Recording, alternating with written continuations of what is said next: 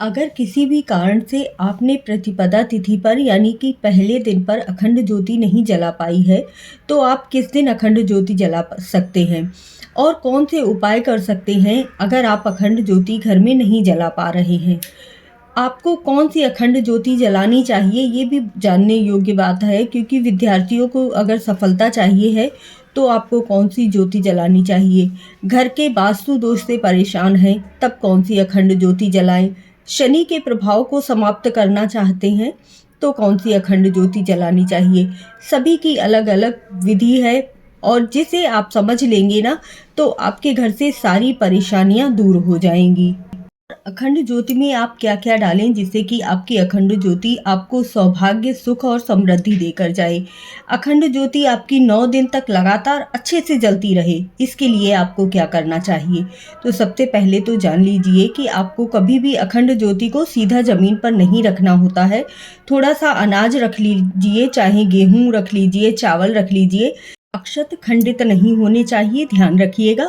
पुष्प डाल दीजिए और फिर अपनी अखंड ज्योति रखिए। इसके बाद आपको कम से कम 1.25 हाथ का जो कलावा है, कलावा सूती लीजिएगा, लेकर उसे अच्छी तरह से मोड़ लेना है।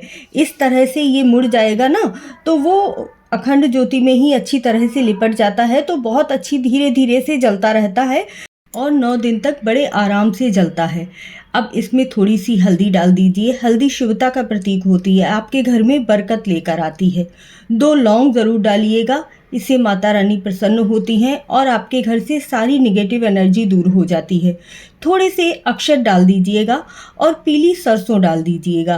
पीली सरसों का प्रयोग जब भी आप दीपक जलाने में करते हैं ना तो आपके घर में तरक्की होती है। जो भी व्यापार कर रहे हैं, बिजनेस कर रहे हैं, उसमें आपकी तरक्की होती है। इस तरह से आपको अपने दीपक को तैयार कर लेना है। अब इसके बाद इसमें थोड़ा सा घी डाल लीजिए। घी आपका पूरा ऊपर तक भरा होना चाहिए, जिससे कि आपको बार बार घी ना डालना पड़े। और बाती को भी बार बार मत छेड़िएगा, क्योंकि ना तो आपको बाती बदलनी पड़े, ये ध्यान रखिएगा। अगर आप प्रतिपदा तिथि से लगाते हैं ना तो आपको कम से कम 1.25 हाथ का धागा लेना होता है। जो कलावा आपने लिया है, मतलब हाथ तक नापेंगे, जैसे मैंने आपको नाप कर दिखाया है। उसके बाद जो आपका हाथ होता है, पहले कोहनी तक नापना है और उसके बाद हाथ तक नापकर इतना लंबा धागा आपको लेना पड़ता है। आपने मेरी वीडियो में पहले देख लिया होगा। तो इस तरह से आपका ये दीपक तैयार हो गया। अब आप इसका पूजन कीजिए, हल्दी लगाइए, कुमकुम लगाइए, माता रानी के नामों का जाप करते रहिए, ध्यान रखिएगा। उसके बाद माता रानी से हाथ जोड़कर बोलना है कि माता रानी, मैं आपके समक्ष ये अखंड दीपक प्रज्वलित कर रही हूँ। इसकी आप रक्षा करना, मेरे परिवार की रक्षा करना, मेरे घर में सभी को निरोगी काया प्रदान करना और इस अखंड ज्योति की रक्षा करना। ये इसी तरह से आपके सामने जलता रहे। तो इस तरह से माता रानी इस दीपक की स्वयं ही रक्षा करती हैं और पूरे 9 दिन तक आपका अखंड दीपक प्रज्वलित रहता है। आपको माता रानी के दाहिने तरफ घी का दीपक जला रहे हैं तो दाहिने तरफ रखना है, और अगर तेल का जला रहे हैं तब आप बाईं तरफ रखिएगा। अखंड ज्योति जलाने से पहले आपको विष्णु भगवान की, गणेश भगवान की और शिवजी भगवान की आराधना जरूर ही कर लेनी है। उसके बाद अपनी मनोकामना बोलिएगा और दीपक को प्रज्वलित कर लीजिएगा। दीपक प्रज्वलित करते हुए आपको एक मंत्र बोलना है, शुभम करोति कल्याणम आरोग्यम धन संपदा शत्रु बुद्धि विनाशाय दीपकाय नमोस्तुते। आपको ये दीपक पूरे टाइम यहाँ पर रखना है, बिल्कुल भी हिलाना डुलाना नहीं है। आप आरती के लिए दूसरा दीपक प्रयोग करेंगे, इस दीपक का प्रयोग आप नहीं करेंगे। अगर कभी आपका दीपक आपको ऐसा लगता है कि बढ़ रहा है तो आप एक दीपक प्रज्वलित करके रख लीजिए। आपको इसी दीपक से एक दीपक जला कर रखना है।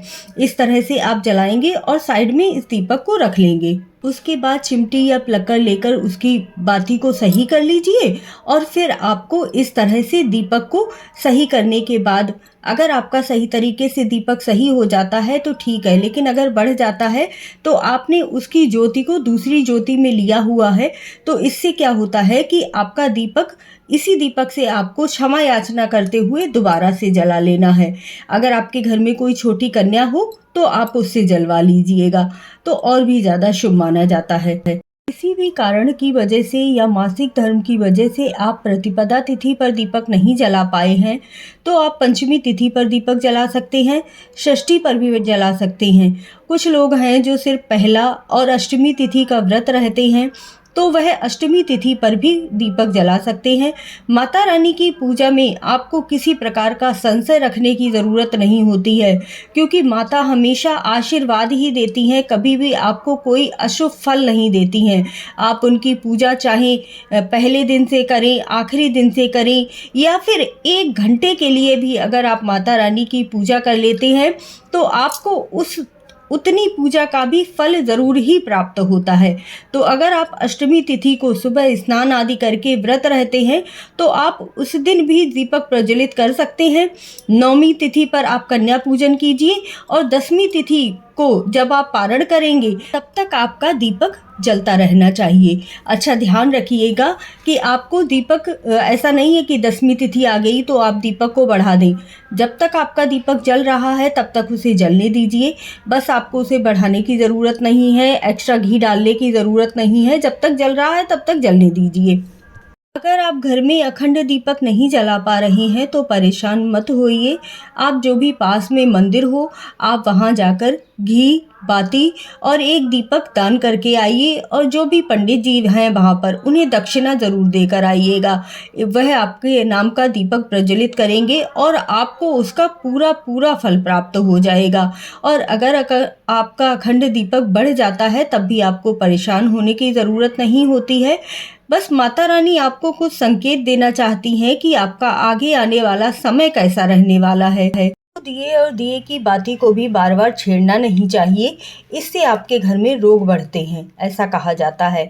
अगर मिट्टी का दीपक जलाते हैं तो कहा जाता है कि आपकी जो कीर्ति है ना, वह चारों दिशाओं में फैलना शुरू हो जाती है। रात्रि में दीपक जलाने से आपके घर में सुख और शांति आती है, आपके पितृ शांत होते हैं। घी और सरसों का तेल का दीपक जलाने से आपको जो भी आप शुभ कार्य करते हैं उसमें सिद्धि प्राप्त होती है। अगर विद्यार्थी अपनी सफलता के लिए दीपक जला रहे हैं तो उन्हें घी का दीपक जलाना चाहिए। अगर आप घर के वास्तु दोष से परेशान हैं तब आपको तिल के तेल का दीपक जलाना चाहिए। या फिर शनि दोष से परेशान हैं तो आप तिल के तेल का दीपक अखंड ज्योति जला सकते हैं। अगर आप घी का दीपक नहीं जला पा रहे हैं तो आप तिल के तेल का दीपक जलाइए, वो भी शुभ माना जाता है। सरसों के तेल का दीपक इसलिए नहीं जलाना चाहिए क्योंकि उसके साथ आपको घी का दीपक जलाना भी ज़रूरी होता है। इसीलिए आप तिल के तेल का दीपक जलाइए या फिर शुद्ध देशी घी के दीपक जलाना चाहिए। कि अखंड ज्योति की लौ हमेशा पूर्व दिशा की ओर रहनी चाहिए, जिससे कि घर में आयु में वृद्धि हो। जो भी आपके दुख और परेशानी है वह दूर हो जाती है। नहीं तो आप लौ उत्तर दिशा में भी रख सकते हैं, इससे भी आपको बहुत ज़्यादा धन का लाभ होता है। लेकिन दक्षिण दिशा में कभी भी नहीं रखनी चाहिए, क्योंकि ऐसा करने से आपके घर में धन की भी हानि होगी, घर में कोई ना कोई रोगी बना रहेगा। ध्यान रखिएगा, जब आप अखंड ज्योति जला रहे हैं तब आपको किसी भी तरह से उसे अकेला छोड़कर नहीं जाना है। आप दिन में 1-2 घंटे के लिए जा सकते हैं, लेकिन रात्रि में तो बिल्कुल भी अकेला मत छोड़िएगा। अखंड ज्योति जब आपकी जलती है ना, तब आपके घर में सुख और समृद्धि आती है। इसीलिए माता रानी इतनी ज़्यादा कृपा करती हैं कि आपकी अखंड ज्योति बिल्कुल भी अकेली नहीं छोड़नी चाहिए। हमेशा रात्रि के समय 2-3 घंटे अगर कर सकें तो कीर्तन और भजन माता रानी का ज़रूर कर लीजिएगा। वीडियो अच्छी लगी हो तो चैनल को सब्सक्राइब ज़रूर कर लीजिएगा। पहली बार जुड़े हैं तो बेल आइकन ज़रूर दबा दीजिएगा। और वीडियो आपने पूरी देखी उसके लिए धन्यवाद। जय श्री कृष्णा, जय राधे राधे।